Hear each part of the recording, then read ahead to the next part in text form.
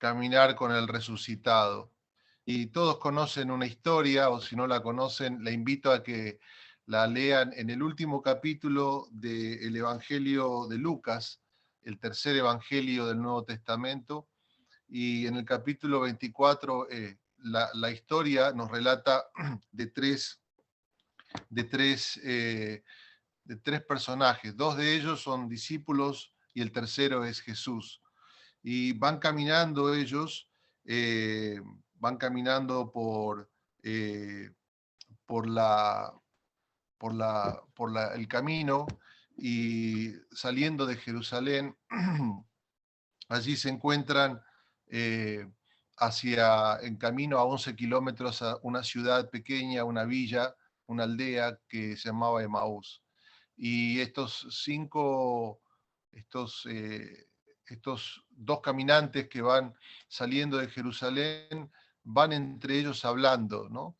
Y van hablando de las cosas que habían ocurrido en Jerusalén. ¿Qué había ocurrido? Jesús había sido crucificado. Ellos eran discípulos y salían de aquel lugar eh, consternados. Dice que le preguntaron, Jesús aparece, no lo reconocen, y allí entonces comienza un diálogo. Dice que Jesús les pregunta, ¿por qué están tristes? Y entonces uno de ellos, que llamaba Cleofas, comienza a relatarle, ¿no? Y dice, eh, no conocés las cosas que habían ocurrido y de Jesús Nazareno, que fue varón profeta, poderoso en obra y en palabra delante de Dios y de todo el pueblo, y cómo lo entregaron los principales sacerdotes y nuestros gobernantes a sentencia de muerte y le crucificaron. Pero nosotros esperábamos que Él era el que había de redimir a Israel, y ahora además de esto, hoy ya es el tercer día de que esto ha ocurrido. Aunque, y relatan el asombro de las mujeres que dicen que habían visto la tumba vacía y que unos ángeles les habían dicho que Jesús había... eh, que Jesús había resucitado y que él vivía. Y también el testimonio de otros discípulos que fueron a la tumba. Esto es lo que yo llamo el camino, ¿no? Eh, el camino, el camino de Jesús con sus discípulos, el camino del retorno, salían de la ciudad donde habían albergado sus esperanzas de redención terrenal, porque esa era la imagen que ellos tenían del Mesías, no imaginaban una visión más trascendente, y van retornando en tristeza, van retornando a lo cotidiano, se van alejando de sus esperanzas, de sus ilusiones, ahora frustradas, y sus discursos es un discurso donde la muerte ha vencido, ¿no? Y yo leía a un autor latinoamericano que dice así, dice, todavía están buscando entre los muertos al que vive. En el fondo, como muchas veces nosotros, creían en la omnipotencia de la muerte. Amamos la vida, la celebramos y gozamos de ella, pero no confiamos en su triunfo. La última palabra la tiene la muerte. Cuando ella ha hablado, no queda nada por esperar, nada por hacer, la muerte es soberano. Pero esa omnipotencia de la muerte determina una actitud ante la realidad. Llegamos a creer que las fuerzas de la muerte, de la destrucción, de la corrupción son invencibles. Y me hace acordar a un cuento que no se los voy a contar todo, pero se llama El Capote de Gogol.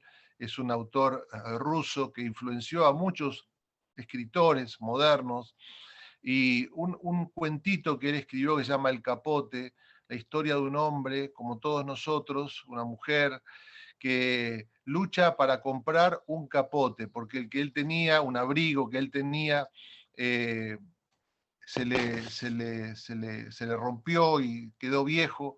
Y en esa lucha por obtener ese capote, ejemplifica todo el trabajo, la rutina, el esfuerzo, el ahorro, el sacrificio, la tristeza que representa el trabajo, la burocracia, la rutina diaria, ¿no? y toda su esperanza está en conseguir ese capote. Y Gogol hace ahí una crítica, ¿no?, de lo que representa el trabajo muchas veces para nosotros y lo que representaba en su tiempo el trabajo, ¿no? La tristeza de tener que pelear, de tener que luchar. Me hace acordar a mi padre cuando volvía de la fábrica, a veces con horas extras, para pagarme las zapatillas que tuve que comprarme para el comienzo de la escuela, ¿no? Y él me decía, papá, le digo, estás trabajando más horas, y yo sabía que era para pagarme esas zapatillas, ¿no?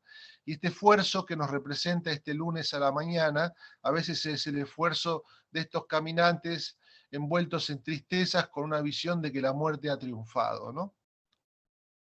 Pero en el encuentro está Jesús en el camino, y Jesús está allí, primero, solamente caminando. No lo perciben, no se dan cuenta que Él está.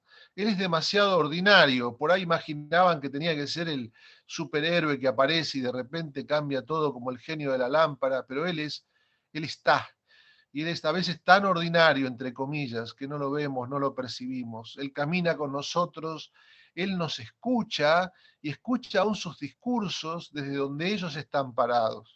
Hacen su catarsis. Todavía no han entendido que después del viernes viene el domingo de la resurrección. Pero Él está. Y Él está con nosotros esta mañana. Él ha resucitado, ¿no? Y en ese encuentro es fascinante, no podemos leerlo todo en detalle, pero Jesús comienza a reprenderlos primero, porque no habían visto la evidencia de todo lo que contaban y los testimonios, no podían creerlo, pero su mente cambia cuando Jesús les abre la escritura. Y dice que Jesús les dijo, no sean insensatos.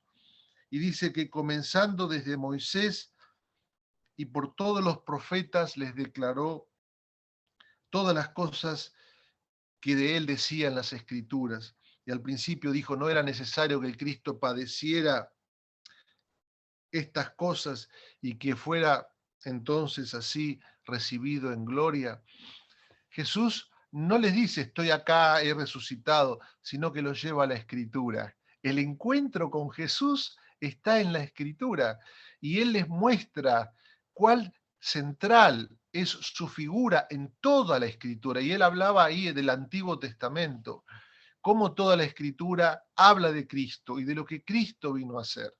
Y de repente en el encuentro, en ese momento, cuando se detienen y llegan a la aldea, ellos lo invitan a quedarse. Y Jesús hace como que se va, pero al final se queda. Y leo allí el texto que ocurrió que cuando estaban sentados a la mesa, tomó el pan y lo bendijo, lo partió y les dio. Y entonces los ojos de ellos fueron abiertos y hablaban entre ellos diciendo, no ardía nuestro corazón cuando Jesús nos hablaba y nos abría la escritura. La invitación es al encuentro, a encontrarnos desde la escritura esta mañana y cada mañana con Jesús resucitado. Con Jesús. Toda la escritura nos habla de Él, de que Él está vivo y de que Él ha logrado algo que nosotros no podemos lograr, traer una reconciliación con nuestro Padre, llevarnos a Dios, salvarnos de nuestros pecados, transformar nuestras vidas y caminar con nosotros en el poder de su resurrección. Esta obra es la obra de Caravaggio, que era un pintor de la Edad Media o del Renacimiento tardío. Allí él pinta esta obra que representa el encuentro de Jesús con sus discípulos. Y la luz, y dicen que él representaba en sus obras, dramatizaba la acción, parece que los personajes podían moverse, ¿no? Y allí, fíjense la expresión de uno de los discípulos, sorprendido de reconocer a Jesús. Mi oración es esta mañana a que puedas y que tus ojos sean abiertos para que puedas reconocer a Jesús en este momento caminando con vos hacia tu lugar de trabajo en forma física o virtual, que puedas sentir y ver y experimentar el poder de su resurrección.